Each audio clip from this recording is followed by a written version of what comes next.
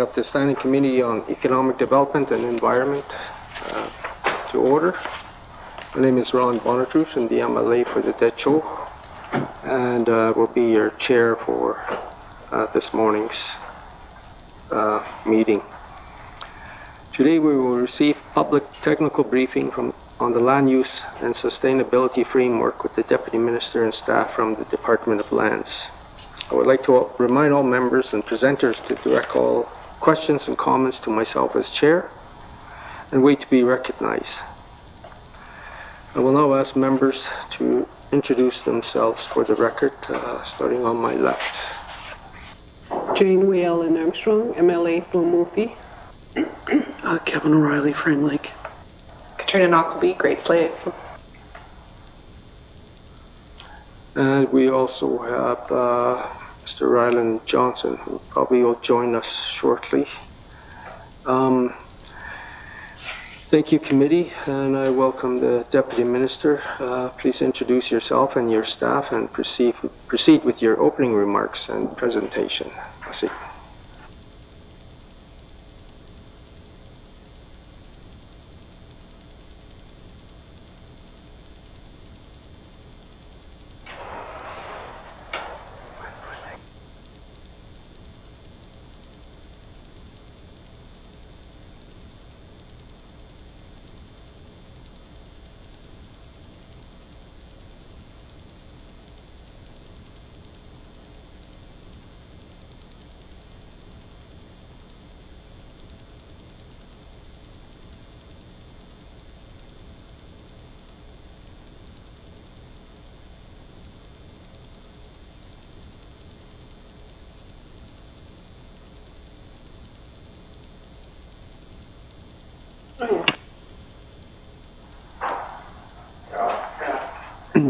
Test.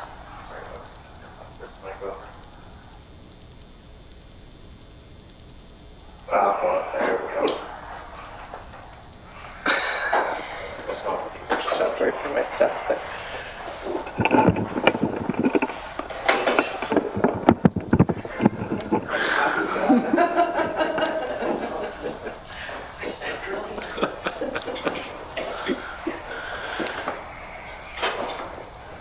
Thank you, Mr. Chair, and thanks for having us today, committee. I'm Jamie Cooey, Deputy Minister of Lands. On my left, Gillian Robertson, Assistant Deputy Minister of Planning and Coordination with Lands. And on my right is Gina Ridgely, Director of Land Use and Sustainability Division with Lands.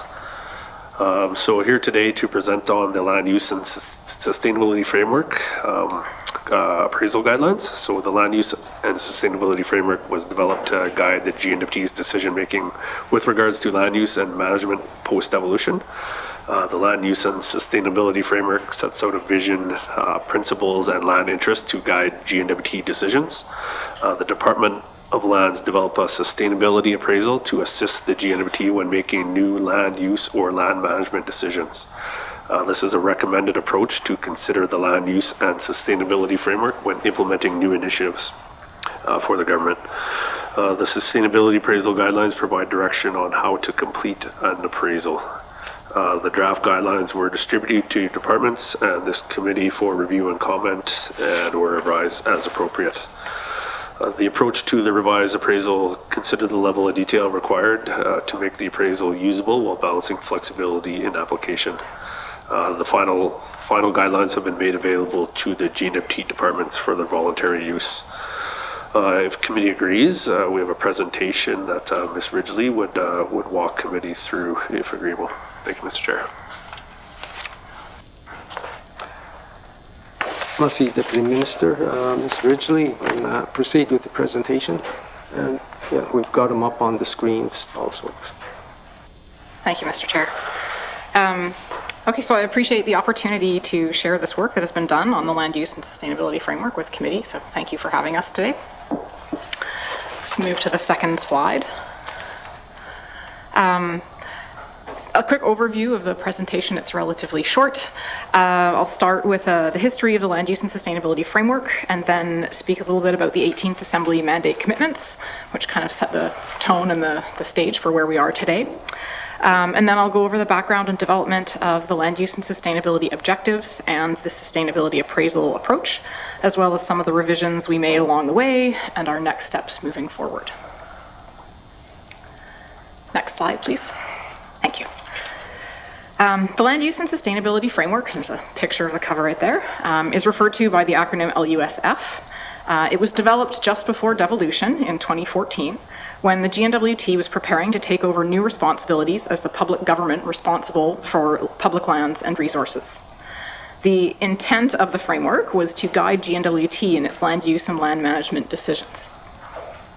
A draft version of the framework was developed and made available to Indigenous governments, land and water managers, environmental organizations, industry representatives, and the public for their input prior to the framework being finalized. The framework was completed in early 2014 and sets out the vision, principles, and land interests that will guide GNWT departments in land use and land management decision-making in the GNWT's new role as land manager. Again, I'll just maybe read the last bullet on the slide there. The purpose and intent of the framework itself is to facilitate greater consistency in GNWT decision-making and participation in land management. Next slide. Within the LUSF, there are a handful of land use and sustainability principles, which are provided here and are defined within the land use and sustainability framework itself. The LUSF principles closely align with the principles in the Department of Land's establishment policy, and I think that was intentional in terms of creating the department and having responsibility for the LUSF rest with the Department of Lands. The principles are balanced and sustainable, responsible and responsive, respectful, relevant and informed, coordinated and collaborative, fair and equitable, and transparent and accountable. And again, the intent is that these principles would factor into and influence our land management decisions. Next slide, thank you. In 2016, the 18th Assembly developed mandate commitments that directed the Department of Lands to develop a set of land use and sustainability objectives and a method for integrating those objectives into GNWT decision-making. The specific commitments are articulated on the slide, but there were three components. One, define this collective set of land use and sustainability objectives, develop a method for integrating these into land use and sustainability objectives into our decision-making processes, and then develop an approach to monitor and evaluate the degree to which these decisions are contributing to our collective objectives. Thank you. Based on the mandate commitments, the objectives were developed from existing GNWT strategies, and the sustainability appraisal tool was developed as the method for integrating the objectives into decision-making processes. The objectives were developed through a thorough review of 13 existing GNWT strategies, frameworks, and plans that all included extensive public consultation or engagement to be developed as a formal GNWT strategy. And the objectives themselves were refined through a series of interdepartmental engagement efforts where we had multiple departments coming together to try and mesh through how it all should come together. Each of the strategies, frameworks, and plans that were taken into consideration spoke to the priorities of the public and Indigenous governments. As these documents already reflected the priorities of NWT residents and had undergone public consultation themselves, we did not go back and ask again for public input through further public engagement. The sustainability appraisal was then developed as the tool to bring all of these objectives together and figure out how to factor them into our decision processes. Thank you. Overall, the results of that work were that there were 9 aspirational objectives that are intended to encompass a broad range of values that NWT residents have identified as important to them through existing GNWT strategies, frameworks, and plans. The 9 objectives are on the slide here, but there's some further guidance that I'll read so that you can have an understanding of how each objective ties to sort of the intent. So for climate change mitigation and adaptation, we included that the use of lands and resources supports the NWT in adapting to climate change and contributes to meeting territorial, national, and global commitments for reducing greenhouse gases. For communities, the use of land and resources supports healthy and vibrant communities. For cultural and heritage, The NWT residents have access to land and resources to support their cultures and ways of life, and NWT heritage resources are safeguarded for future generations. For economy, the management and use of lands and resources contributes to a strong and resilient economy and a positive business environment across all regions. For ecosystems and biodiversity, land and resource use is managed to support ecosystems, including the diversity of species and habitats and ecological functions and processes. GNWT financial self-sufficiency. The use of lands and resources supports greater GNWT financial self-sufficiency and generates revenue, such as royalties or taxes, in support of programs and services to NWT residents and communities.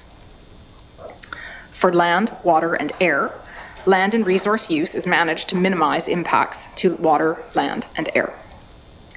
For people, the NWT residents enjoy the physical, mental, and spiritual health and secure livelihoods that come from a healthy environment and access to lands and resources. And finally, priority species. Lands and resource use is managed to support healthy and viable populations of species, particularly those with special ecological, cultural, or social importance.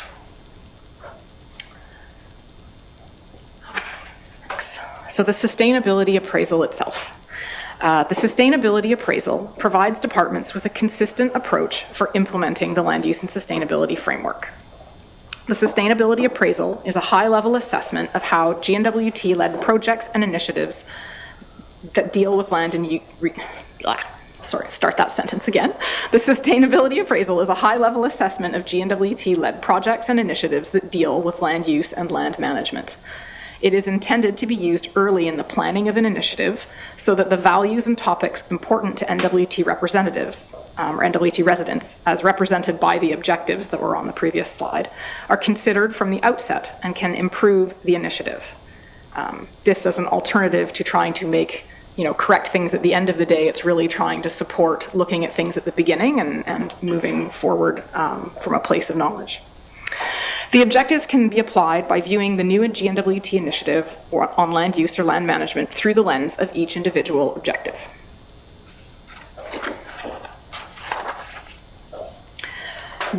There are 4 stages to a sustainability appraisal.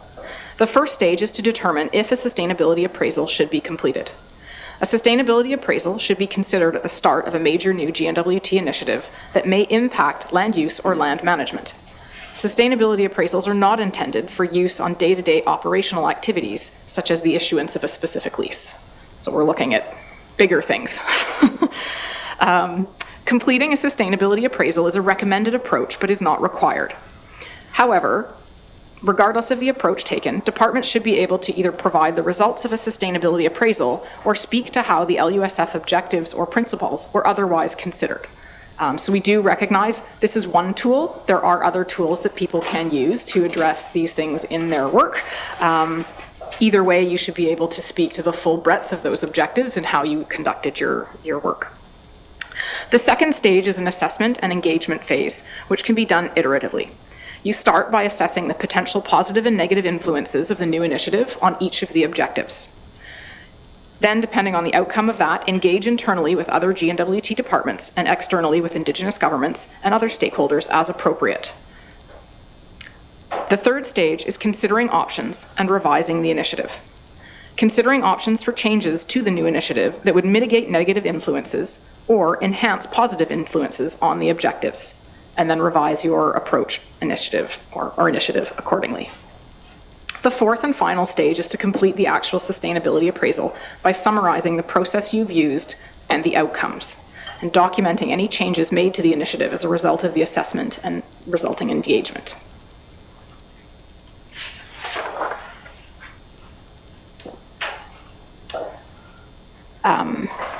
The NWT land interests in the LUSF document state that the GNWT has a responsibility to ensure that decisions regarding land use and land management reflect the interests and priorities of the residents of the NWT.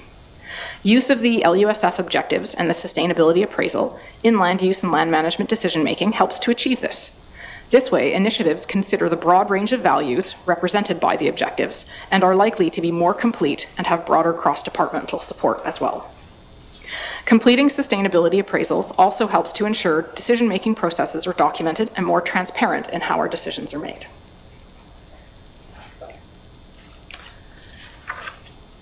Thank you. The overall approach and draft guidelines evolved over several years with inputs from all departments. The final interdepartmental review of the revised draft sustainability appraisal guidelines took place in August of 2021, and Lands received comments back from ECE, EIA, ENR, Infrastructure, ITI, and MACA. A number of edits were made to the guidelines as a result, and responses to the feedback were shared with departments at the end of August 2021. We subsequently received additional comments from MLA O'Reilly, and these were considered with minor changes being made. Over time, as it was implemented, the approach can be revisited and updated as appropriate. We consider the current sustainability appraisal approach as a bit of a starting point rather than an ending point. An information item on the Sustainability Appraisal Guidelines was provided to the Economic Diversification, Growth and Environment Deputy Ministers Committee and subsequently to Cabinet in March of 2022. So our next steps is to move forward with implementation of the sustainability appraisal approach.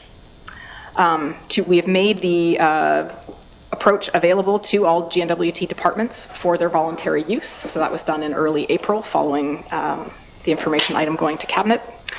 And we are now looking to post the sustainability appraisal guidelines on the Department of Land's website. We expect that to happen in the not too distant future. With that, I'll say thank you very much for the opportunity.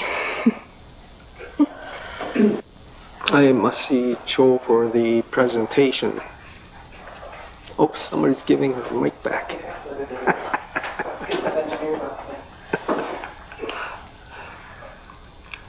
Okay, thanks very much for the presentation. Much appreciated. I will now ask members if there are any questions related to the presentation. Mr. Johnson. Thank you, Mr. Chair. I'm probably going to have a lot of questions that go beyond this, but that's just because we rarely get you guys in front of us, and I'm trying to understand land use a little more. So in regards to the land use sustainability guidelines where this assessment is, can someone just help me understand a little bit more the scale in which we would use that? Like if say there's a remote lodge and they want to get title to their land, or if we have a small parcel that we want to pull out of an interim land withdrawal and lease it. Is that the kind of scale, or like individual lots, or is this really an assessment for larger regional land use plans? Thank you, Mr. Chair. I see Mr. Johnson, Deputy Minister. Thank you, Mr. Chair. Maybe I'll ask Ms. Robertson to answer that question. Thank you. Masi, Ms. Robertson. Thank you, Mr. Chair. The guidelines and the tool essentially are to help make decisions on bigger scaled initiatives. So not the kind of the ongoing kind of day-to-day decisions, but those major initiatives, projects, those major projects being considered by government, just to make sure that all of the values that are important to residents are considered really at the beginning of the decision-making process, and to make sure that all of those factors are considered. So just the major ones. Thank you, Mr. Chair. I see. Follow-up, Mr. Johnson. Yeah, thank you. So it's not necessarily tied to a trigger of needing a land use permit, because we get land use permits for very small things all the time, that's what I understand. Okay, and then I guess my other question is, I have lots of questions. Switching gears, I understand that for years we've been sitting and working with the DHO, and one day, hopefully, there will be enough coordination between all parties to get a DHO land use plan.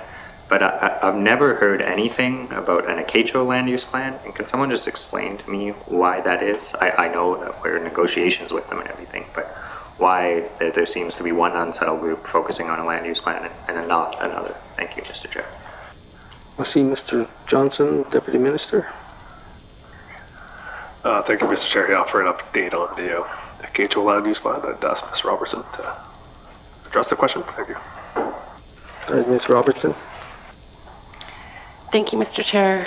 We are having conversations with our partners, the federal government and Indigenous governments in the southeastern NWT about how to move forward on land use planning in that area. And so those discussions are underway, but our goal is obviously to have regional land use plans in all areas of the NWT, which would help guide development and decisions about land use. And maybe just to add to that is that, anytime a project is considered, of course, one of those first steps would have to be conformity to the land use plan. And then just back to your earlier comment about permits.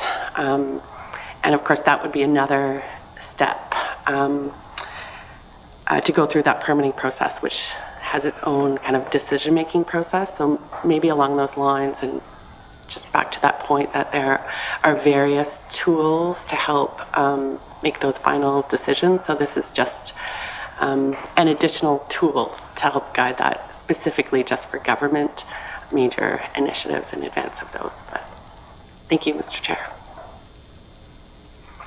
Merci. Ms. Knockleby. Thank you, Mr. Chair. Thank you for the presentation. I think this is really good and a good way to try and at least get everybody sort of thinking in the same direction when it comes to projects, and obviously breaking down the silos that we often talk a lot about.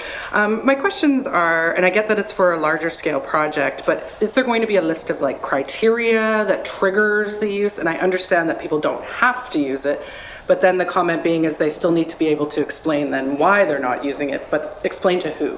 So I guess my question is, what would the criteria be for the thresholds for a large project? And if they don't do that route, is it going, how is the accountability piece incorporated? Thank you. Merci, Ms. Knockleby. Deputy Minister. Thank you, Mr. Chair. So I think the criteria and the thresholds, obviously we're looking at these guidelines to be fairly flexible to begin with. And again, as the member mentioned, really looking to work with departments initially just to kind of, build the utility for the appraisal guidelines and, have them flexible to approaches taken. And I think when it comes to actual thresholds, right there, I think there's thresholds through the regulatory processes and thresholds in departmental mandates that would incorporate. So I think we envision this as a living document and adapting as we go forward. So I think we're looking to implement it on a fairly flexible basis and then see what departmental needs are and adapt it and adapt the guidelines going forward. Thank you, Mr. Chair. Merci, Deputy Minister. Ms. Knockleby. Thank you, Mr. Chair, and I appreciate again the comments around like a living document and being dynamic and changing, because I feel that sometimes that's something we're not doing well when we hear about sort of the issues with process as a government. So appreciate that. I'm just looking sort of when you spoke around slide 9 about the assessment and the engagement piece. One piece of feedback we always get is that there's a lot of like consultation and engagement burnout amongst Indigenous organizations and other groups as well. So I guess my question is around if we're going to go out and start engaging at this stage where we're really like in a pre-feasibility almost from a sustainability standpoint, does that then lessen some engagement later, or are we just now adding an extra burden to organizations that may already be tapped out from a capacity perspective? Thank you, Mr. Chair. Merci, Ms. Knockleby. Deputy Minister.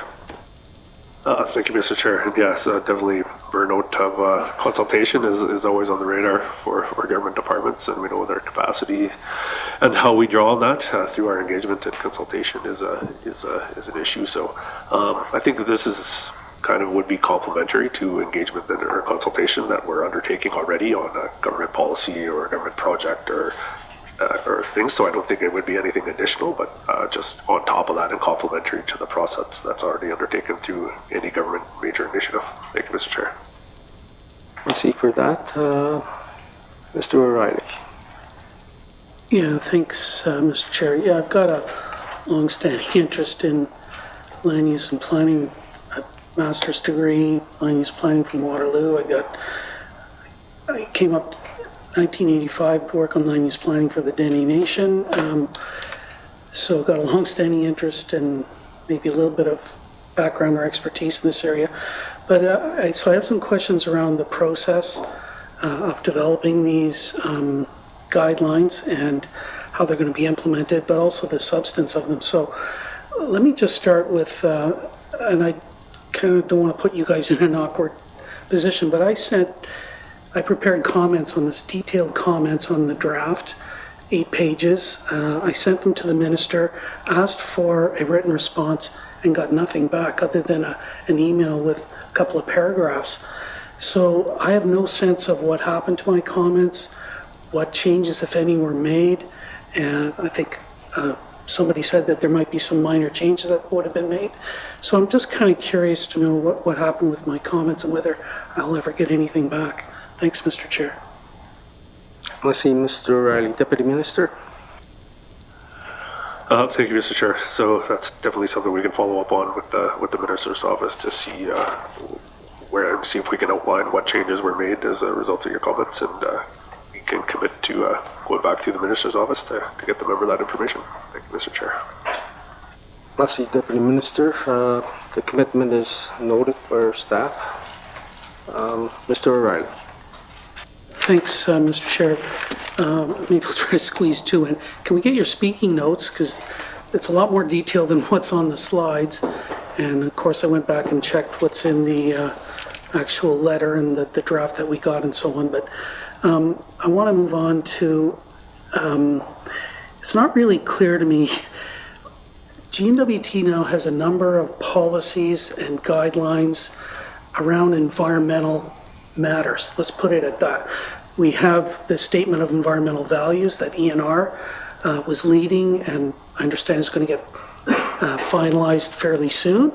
That requires maybe some consideration of environmental values as part of cabinet decision making. We've now got the sustainability appraisal guidelines.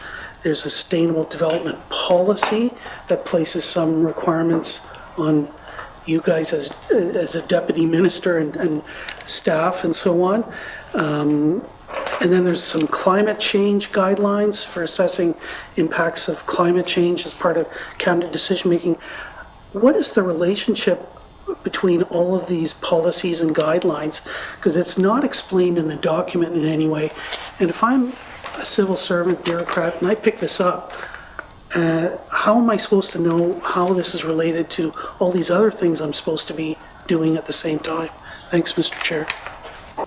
Let's see, Mr. O'Reilly, Deputy Minister. Thank you, Mr. Chair. So, first off, we'll commit to get the speaking notes of the presentation to committee through our Minister's office, and for the linkages between the other government values and statements and policies. So I'll ask Ms. Robertson to address the question. Thank you, Mr. Chair. Ms. Robertson. Thank you, Mr. Chair, and thanks for the question. The land use sustainability framework is quite broad, kind of guides how we make decisions regarding land management from a very high level perspective. So considers, financial, economic, social, environmental kind of components, and you'll see through the objectives in the draft guideline, it's really quite broad and includes all of those factors that would typically be included within sustainability. There are specific policies and guidelines and tools related to many of those mandates. So the fiscal framework and those policies, the environmental policies that you mentioned. And so those become other tools and lenses that departments would be looking at specifically. This tool kind of brings it up a level to make sure that those departments that are focused on a specific area or mandate are also considering all of the other values that other departments might be responsible for. So it's a tool to help departments think about those other values and aspects that other departments are typically responsible for, to make sure that we're considering those to get balanced considerations and decisions made across government. Thank you, Mr. Chair. Let's see for that. Any further questions from committee? Mr. Johnson. Thank you, Mr. Chair. I'm hoping someone can help me understand the relationship between land withdrawals, regional land use plans, and a settled land claim, and whether there was a necessary kind of order. All of our regional land use plans to date are in settled areas, and I get it's obviously much easier once you know who owns the land to complete a land use plan.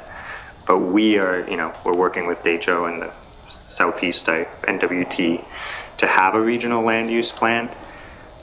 Is it actually possible, or do we think it's possible to get a regional land use plan in place without a land claim settled? I guess I'll start with that question, and then I'll try and figure out how the land withdrawals work into that. Thank you, Mr. Chair. Let's see, Mr. Johnson, Deputy Minister. Thank you, Mr. Chair. So I think, yeah, all things are rather interrelated, right? So, with ideally you have a land use plan, right? And then, there's land selection, lands available for development, conservation, those types of things. And there's linkages, obviously, through the whole process. But maybe I'll ask Ms. Robertson to get a little more detail from the member. Thank you, Mr. Chair. Ms. Robertson. Thank you, Mr. Chair. So the agreements that we currently have in place, they do lay out kind of the authorities for land use planning and provide some clarity about how we want to move forward with land use planning, recognizing that there's multiple parties involved and different roles in the approvals, etc. So the agreements do provide some certainty related to that. But recognizing the time it takes to move forward on those, and recognizing that a land use plan does give quite a bit of certainty to what's envisioned and where on the land. We have been trying to move forward with partners to get land use plans in place and working on that concurrently as negotiations are underway. So I guess the answer is yes, it is possible to do them concurrently. However, the agreements do provide that certainty on rules. So thank you, Mr. Chair. Let's see, do you have follow-up to that, Mr. Johnson? Yeah, okay. I guess there's a lot of political questions there for the minister on how we can actually get those land use plans in place. I think it would be great for every single person in the territory. And I guess my next question is, land withdrawals as a tool, are they inherently linked to, well, they're obviously inherently linked to the settlement of a claim. If we settle a claim, we're going to get rid of all the land withdrawals, or most of them in that region. We have some giant ones in the Bodell still. But assuming we settle a claim, we get rid of the land withdrawals. But is it also possible, assuming we settle a land use plan, to stop using land withdrawals? Because to me, that seems like the penultimate solution. If we're never going to settle DHO, maybe we can get a land use plan in place and then free up, millions of square kilometers of land for use. But is it possible to remove the land withdrawal after a land use plan is in place, or is that necessarily tied to negotiations and completely out of land's hands and in EIA's hands or the feds or whoever? Thank you, Mr. Chair. Let's see, Mr. Johnson, Deputy Minister. Thank you, Mr. Chair. Yeah, likely a DIA question when it comes to negotiations, right? But I think there's many tools that are obviously available to us. Land use planning and internal land withdrawals being one of them. But but those are heavily tied to negotiations, as the member mentioned. But yeah, more of a negotiating question. Thank you, Mr. Chair. Let's see for that, Ms. Whale on Armstrong.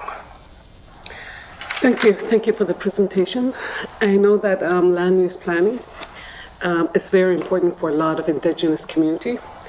I just want to ask, okay, you list the objectives, and my colleague, they talk about the land use too, as land claim as well. So these are all the objectives, and they're very important. I just want to know why, if one of if these objectives were important, what about the unsettled land claims? How come they are not part of this objective as well for people, for land claims? So we still have 3 outstanding land claims in the Northwest Territories that did not settle. Why they are not part of this objectives?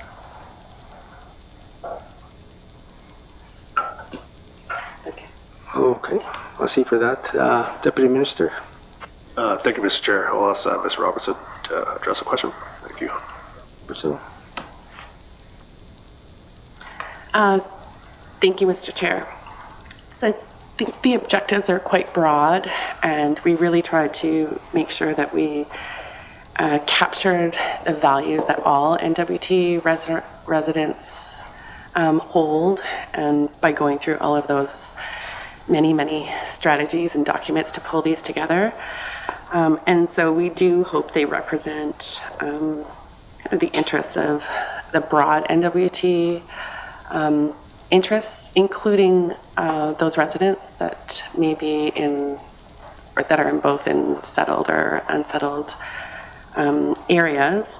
With respect to land use decisions in those unsettled areas, we do have quite large land withdrawals in place to make sure that that land is protected and set aside so those negotiations can continue. And so within those land withdrawals, no decisions affecting land will be made. Essentially, the withdrawals do prevent the dispositions and other interests, other new interests from being created within those. So that tool kind of protects those interests in that land while negotiations are underway. Thank you, Mr. Chair. Merci for that. Ms. Whale on Armstrong. Yeah, thank you. Thank you for the answer. Yes, I was just going to say that how the unsettled land claim people are, being considered within this land use planning, but you already answered. And then because there are some, I know that there are some that sign on to devolution. They sign on. So some of the unsettled land claims, that's what I'm talking about, that they sign on to the land claim. So, they sign on to the devolution, so how are they being considered within this land use planning? That was my next question. Merci for that. Deputy Minister. Thank you, Mr. Chair. Yes. As Ms. Robertson mentioned, I think the objectives are quite broad and applicable in the settled and unsettled regions for any government initiative, any policy program, project, those types of things, right? So I know, in the unsettled, as Ms. Robertson had mentioned, around the interim land withdrawals, and so there's a variety of tools to ensure that Aboriginal rights are respected and included through those different processes. But maybe I'll ask Ms. Robertson to add a little more detail. Thank you, Mr. Chair. Ms. Robertson. Thanks, Mr. Chair. Nothing further to add. Let's see. Mr. O'Reilly. Yeah, thanks, Mr. Chair. Just going back to the relationship of this set of guidelines in the appraisal to other GNWT policies, I don't think that's outlined at least in the version of the document I saw. So I don't know whether you guys have fixed it in the next version, but I think that does need to be done. And in the comments I submitted, I don't think that this, maybe part of the problem is with the land use sustainability framework itself. I don't think it actually reflects internationally adopted standards and definitions for sustainability. 2015, the UN developed a set of 15 goals for sustainable development, including gender equity and reducing inequality, climate action. There's a whole bunch of things that are just not explicit in the land use sustainability framework itself. So I think that needs some work, but the appraisal itself is just so unclear as to whether it's binding and what the criterion thresholds, as my colleague said, really are in terms of what it applies to. It's not even clear what authority would have. Is this actually going to be approved as a cabinet policy? Is it binding on each of the departments to actually carry out an appraisal? And what are those criteria? Because right now it's just, it's voluntary. I think you even said that somewhere in the presentation. It's not binding on anybody. So I don't really understand how this is actually going to get implemented if it's not a cabinet-approved policy and binding in some way. Thanks, Mr. Chair. Let's see for that. Deputy Minister. Thank you, Mr. Chair. Trying to take notes there. So I think member spoke about sustainable development and the international principles. So I know when the land use sustainability framework was first approved by cabinet in 2014, I believe, it was really a tool to carry out the land management roles and responsibilities post-devolution, not a framework for sustainable development. But I think some of the principles in there are complementary. But the framework was not focused on that. It was more around land management. Those new roles and responsibilities that the GNBT took over post-devolution. But the appraisal, and I know kind of spoke to the vision, but it is voluntary right now. So I know we got it out to departments in April. I think the aspirational vision is that one day, once the utility of that is worked through the processes, that one day it may be voluntary, but once we work through that process to see the utility of the tool, right? And I think we got it out in April, kind of strategically to be there for we're in the business planning and capital planning processes, right? So that this tool was there for any new government initiatives as we approach the next capital plan. And I think the proposed approach that we're taking is we would be obviously checking with departments to see how the tool was used or was not used, and get that reasoning of why it was used or how it was used, what were the benefits of using it, and then getting the information on why it was not used. So again, we see this as a living document that we can adapt and grow based on the needs of the departments and as we move forward through the process. Thank you, Mr. Chair. Let's see for that. Mr. O'Reilly, follow up. No, thanks, Mr. Chair. Thanks for that. I'm very concerned if this is only a voluntary thing, because I just don't think if I'm a civil servant and in the best use of the word, and I've got a whole bunch of things on my plate, and Jaylene as a project manager will probably understand this, deadlines, trying to get RFPs, tenders out and in and report, looking at reports. You're trying to do project planning. There's no incentive for anybody to actually do this because it's just an additional requirement that's voluntary, and nobody's even going to ask questions except maybe the Department of Lands or your successor department in a few years about what happened. There's no mandatory or reporting of the appraisals that are done, no place where that's coordinated, collected, lessons learned taken from it, and there's no performance or evaluation framework for any of this. I just can't see how it's going to work very well. So I recommend that you actually develop something like this, that this become much more than voluntary, that there has to be some way of actually monitoring what's happening and evaluating, and then reporting of what the departments do back to somebody who's going to be in charge of this, maybe the ENR successor department. But so that's one issue. The other issue is there's nothing in here about the public, other than departments may decide at some point to engage the public to assess sustainability, I guess, carrying out the appraisal, but that's voluntary again.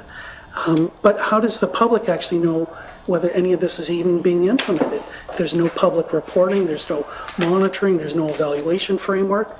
Are these decisions on sustainability appraisals, are those documents actually public documents? Are they accessible? Can somebody look for them or ask for them?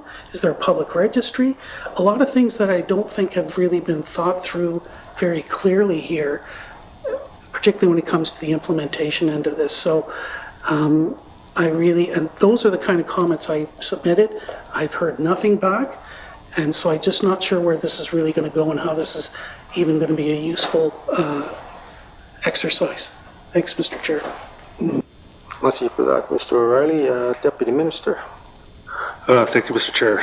So I think, with the voluntary versus non-voluntary, I think we want to ensure that obviously there's value add through this process, so that when departments are taking on this work, that again, we see it as upfront work in the planning process, but we do want to ensure that obviously there's value add, and say if it's a major infrastructure project of some sort, that eventually that might help with the environmental assessment process or lead to that. So I think before we really look at making it a mandatory thing, again, we want to ensure that obviously there's value add to the work, and I think through working with departments that we can start to grow that. So evaluation comment, I mean, the member had many good points that I know we wrote down around evaluation comments and the public engagement piece. So I think again, if it's a new if it's a new government initiative, whether it be a policy or program or a major project, that there will be likely public engagement through those processes.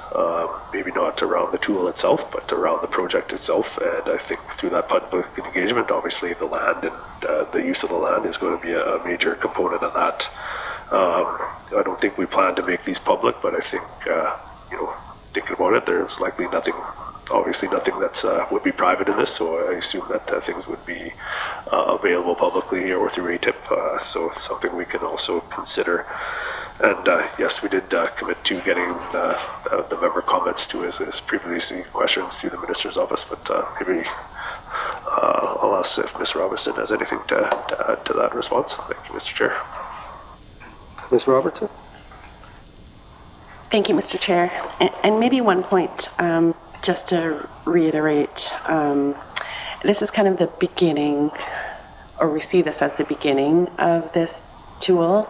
So at the first stage, we want departments to be able to use it within their decision-making processes. And, as it evolves and we refine it, then the points he made about it being worked into evaluation frameworks, possibly mandate, and other formal decision-making mechanisms is definitely a possibility. I think at this point we wanted to get departments' feedback and see how it's working, making sure that we're not putting, I guess, too much workload and burden on top of all the other tools and processes we already have in place, and really to see how it's working within those and refining it as we go. So thank you, and I appreciate the comments. Thanks, Mr. Chair. Yeah, let's see for that. Anything further from committee? If not, I'd like to thank Deputy Minister and his staff for appearing before us today. Very much appreciate it, and we may have more questions. I'd like to thank the committee too for their engagement and the questions. Let's see for that. This concludes the public portion of our meeting. Let's see.